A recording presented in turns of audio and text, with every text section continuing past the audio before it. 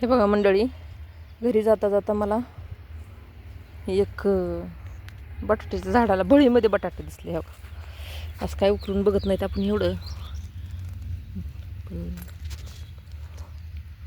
हो का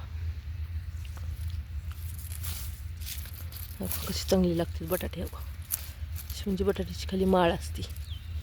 आणखी लहान आहे, काढायला आलेली नाही, पाण्याला आलं ही. हो का भळीमधनं दिसलं होतं एवढं. बघा ते उघडं पडल्यामुळं हिरवं बटाटा झाले. आपण ह्याला भुजून टाकू, म्हणजे हिरवं राहत नाही, परत पांढरं शुभ्र होतं ते. त्याला हवा लागली की असं होतं. तेव्हा ह्याला बघू आपण किती लागले त्याचा.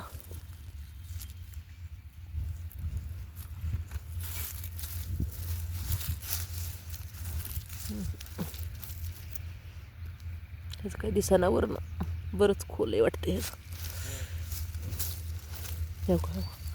ह्याला आहे बघा, बघा किती मोठा झालाय. हे बघा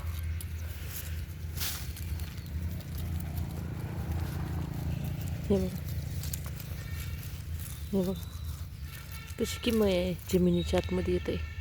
आणि ती पण उपवासासाठी चालतंय. हे बघा काढताना आपण त्याचा व्हिडिओ करूच.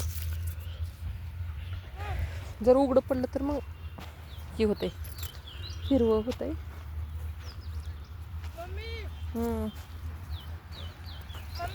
काय कशाला घेतलीच आहे, नको घेऊ.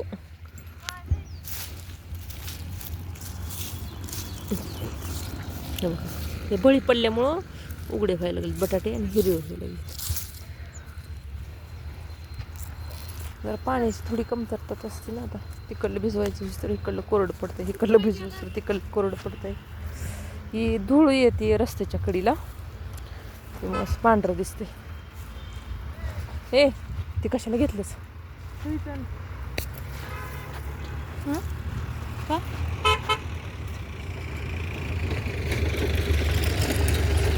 चला तर मग आपण शेवग्याची भाजी घेऊ खायला.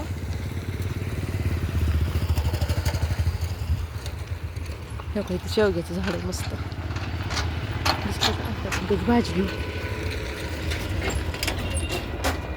लय भारी लागते भाजी.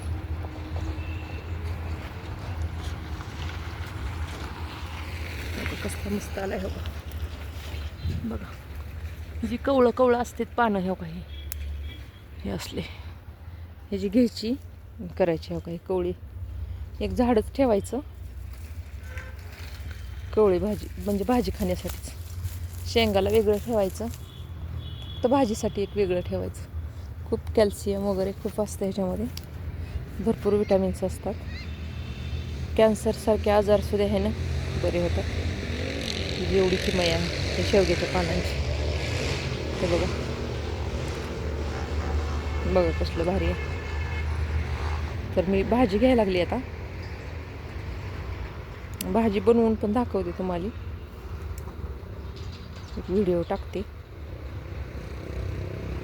त्याला 2 दिवस 1 दिवस तरी लागेल. चालते, चला तर भाजी घेऊन जायचं घरी आपल्याला.